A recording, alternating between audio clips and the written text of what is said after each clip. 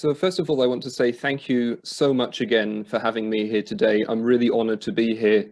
Thank you to the Southern Cameroons Association for hosting this today. What I'm going to try to do today is give you a short selection of voices from people that I personally know from my time in Cameroon and who I think deserve to be heard here today. So in essence, I'm trying to give a platform to people who couldn't be heard otherwise. And these people, just so that you know up front, do have indeed different political opinions. And they also have, each and every one of them has a different economic status. So in effect, I think this is the core of what I'm actually trying to do in the peace process. I'm trying to bring people together, and I'm trying to maximize the voices who are actually calling out for peace. I think we can all agree that enough is enough, and we've had enough deaths, we've had enough humiliation, we've had enough rape, we've had enough torture, and also had enough of the blazing of people, buildings, and farms. So the first person who I want to present to you today is actually the city mayor of Kumba, Mr. Greg Mevanu.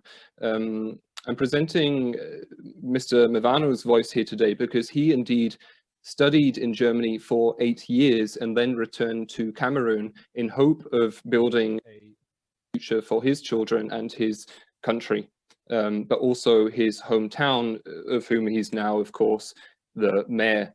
Mr. Mevanu was also my guest father when I stayed in Cameroon for 1 year. I also worked in his school as an assistant teacher, and I've been to Cameroon many times before and even since. So let me read to you what Mr. Mevanu wanted to tell you today. So Mr. Mevanu says, I'm putting every effort possible in normalizing life in Kumba. We're doing everything possible to build and maintain infrastructure in our locality. We're trying to create job opportunities for the youth of our society, which offers them an alternative to the armed struggle. I think anybody who wants to make a meaningful contribution to the solution should contribute in helping us towards these acts of development which we're embarking on. So I think that's something very important also to remember, no matter if we have not, I think we should very closely listen to Mr. Mevanu's words. We're not just talking about that, but we also have to think of the future of the country, no matter what political landscape it then actually takes shape in. Secondly, I want to present to you Mr. I. Brandon Keevan, who's the president of Ordinary Citizens Association for Peace, he resides in Bamenda. Mr. Brandon says, let us encourage the ordinary citizens to get united and seek ways to make the government give genuine dialogue a chance, genuine dialogue. The pro-Ambazonia activists too have to do the things that will attract genuine dialogue. Ordinary Citizens Association for Peace is trying to make this happen. We need your support. The Anglophone conflict must end today. Brandon and myself have actually got to know each other online, indeed, because we were both always trying to find solutions, ways towards peace. And we now currently have a project where we're trying to record an audio story. The script is already written. We're trying to think who we can cast to read the scripts and everything and to act this out.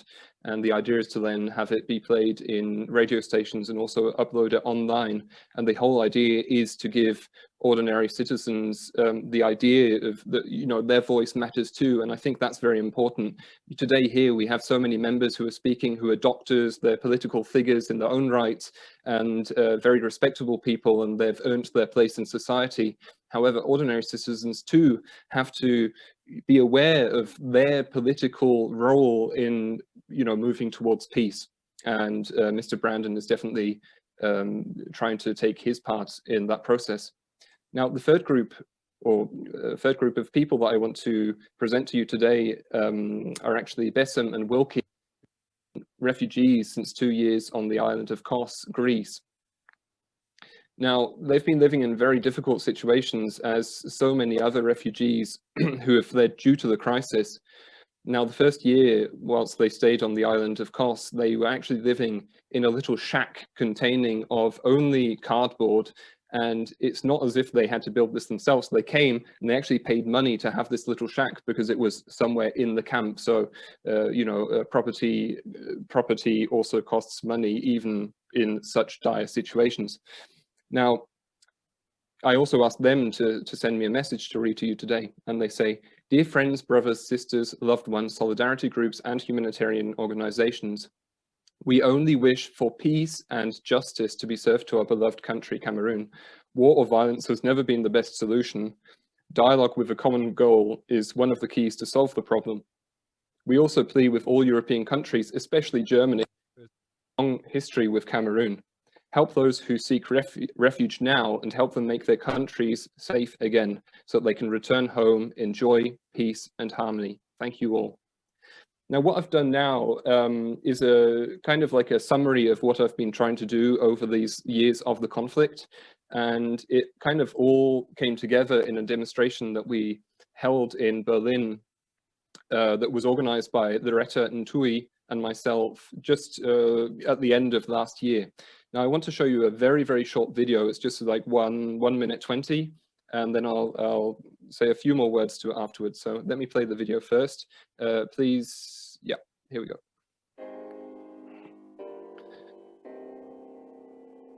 Free boy, free boy, Baba. So, it's time to look ourselves in a glass and say, okay, enough is enough.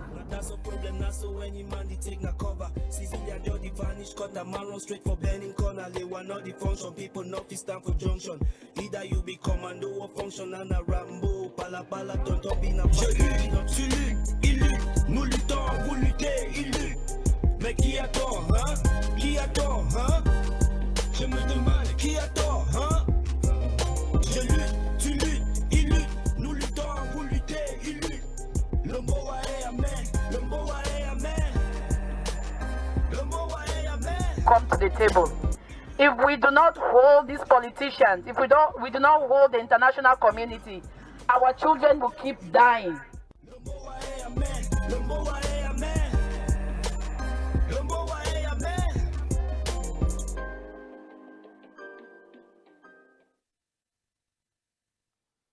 So what was that demonstration about? In essence, we were all coming together to actually mourn the school children that were killed in Kumba. But not only those, everybody who's been affected by the conflict, those are the people we were mourning. Also, all of the people who fled or weren't in their home because of it.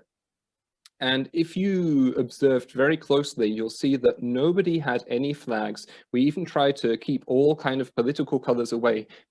The idea was so that everybody wears black in order to have a vigil. Now, what does this mean for the future? What I'm trying to do right now is see which parties are going to be interested in organizing such an event again. Of course, we're waiting until it's a little bit more safe. As you will have seen as well, we were all standing very well away from each other. And so we're hoping that even before summer, we can have our next demonstration, but we can already start organizing it now. And so, as I said, once again, very important, we don't want any political flags. We don't want any political colors. We have one goal, and that's peace. And if that is also your common goal, then you're very much welcome to get in touch with me. I've got my email address here, WhatsApp, Facebook, everything. And so please just get in touch. Tell me if you're interested or not. Let's bring peace and also make the German public aware. So thank you very much.